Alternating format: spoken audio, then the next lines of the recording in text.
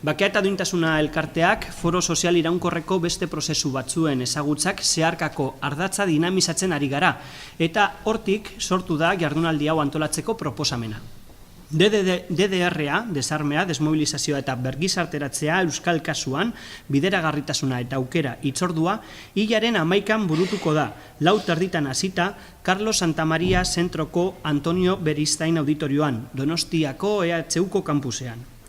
DDR sigletan sakontzeko asmoz, beste bake prozesu batzuetan nola garatzen diren eta euskal kasuan aplikatzeko gogoetan eta eztabaidan aurreratzeko, bake prozesu ezberdinetan adituak diren pertsonak gonbidatu ditugu gurera, besteak beste, Filipinak, Kongoko Errepublika Demokratikoa, Kolombia eta Ipar Irlandatik.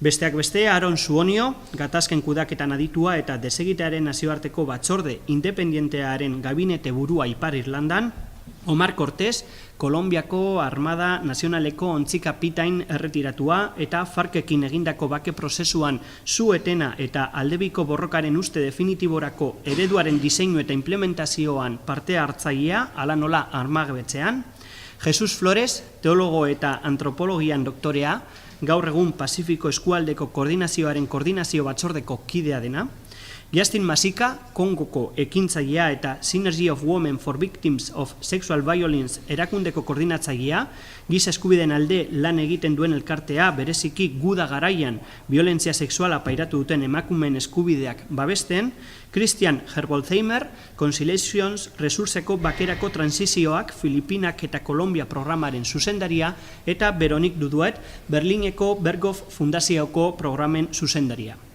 Era berean, Omar Cortésen parte hartzea azpimarratzen dugu.